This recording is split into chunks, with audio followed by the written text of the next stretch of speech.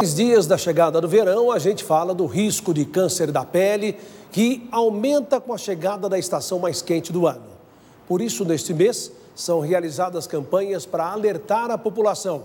É o chamado Dezembro Laranja, que tem como tema "Se exponha, mas não se queime".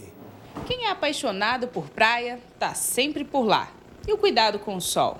Não levava nem guarda-sol. Passava protetor uma vez, né? Uma vez durante o dia, passava só de manhã ao chegar à praia. Até que uma mancha na cabeça acendeu o alerta. Eu percebia que ela crescia um pouco, ela ficava um pouco inflamada, né? Essa pinta.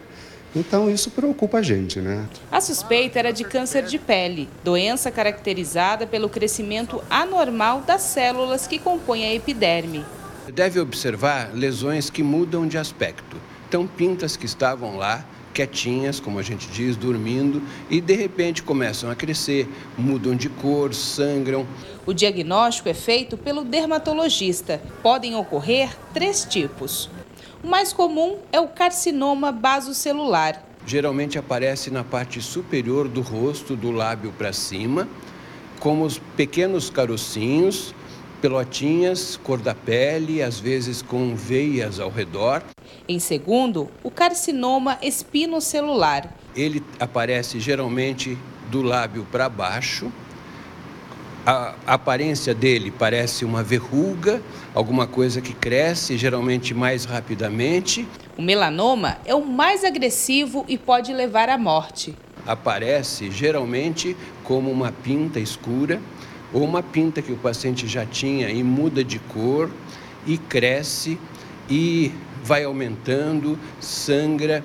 Dezembro Laranja é uma campanha de alerta para os danos provocados pelo excesso de exposição solar, criado pela Sociedade Brasileira de Dermatologia para mostrar que o câncer de pele pode ser evitado com atitudes simples no dia a dia. Se vai sair no sol, chapéu, óculos escuros e protetor solar aonde der.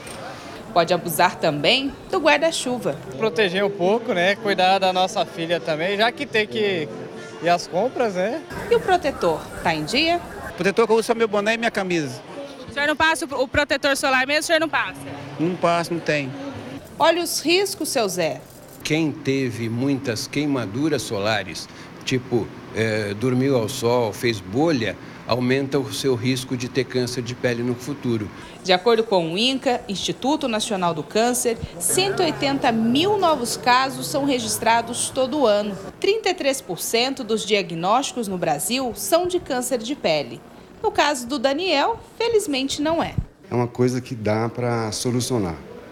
Não é maligno o que eu imaginava que poderia ser. Depois do susto, o aprendizado. Entrou na água, não demorou muito, saiu, passa lá o protetor de novo. Entrou na água lá, saiu, passa ele de novo, de 2 em 2 horas, tá tranquilo. O sol é bom na medida certa. Protegendo a pele, dá para curtir o verão e aproveitar a praia.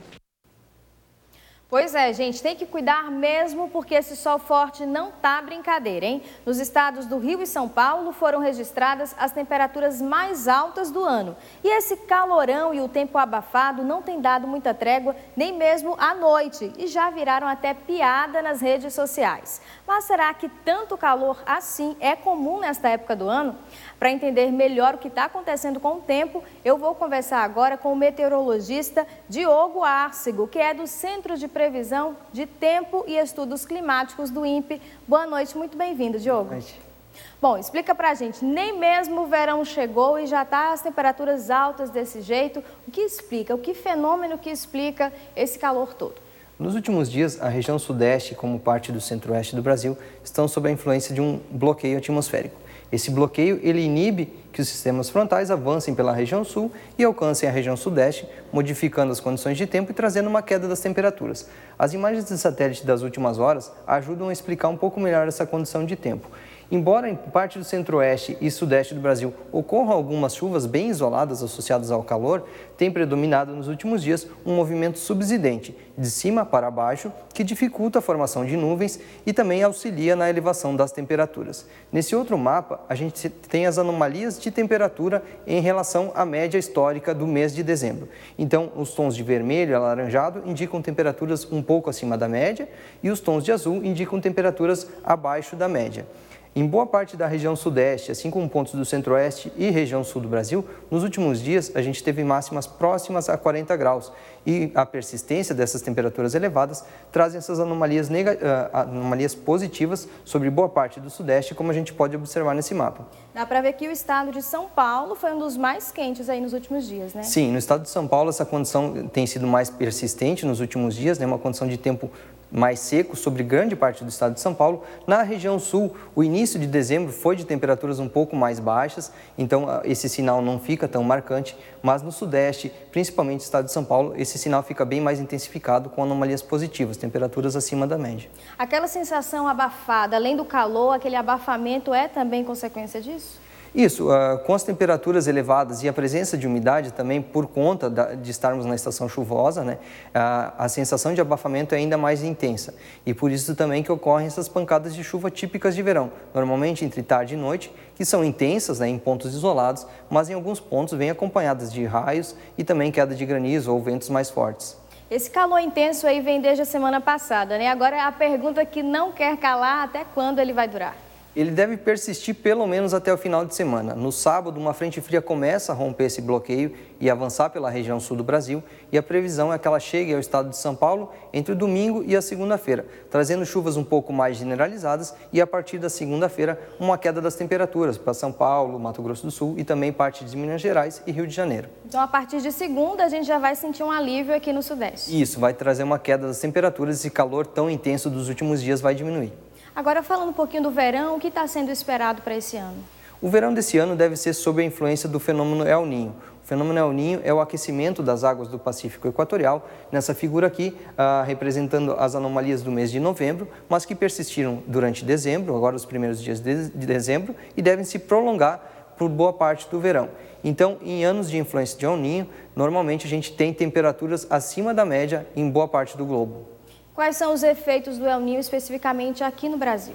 No Brasil, anos de El Niño tem precipitações mais frequentes e intensas em parte da região norte.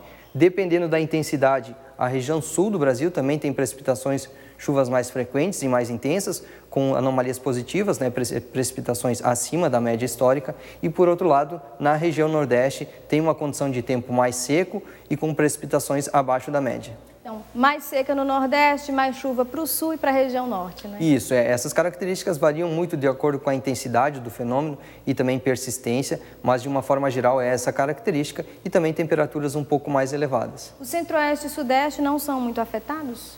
Ficam afetados mais na questão das temperaturas. As temperaturas tendem a ficar um pouco acima da média durante o verão em anos de influência do El Niño. Ok, Diogo, muito obrigada pelos esclarecimentos, pela sua presença e a gente espera aí dias mais fresquinhos, né, para acabar com esse calorão que está quase insuportável. Obrigado.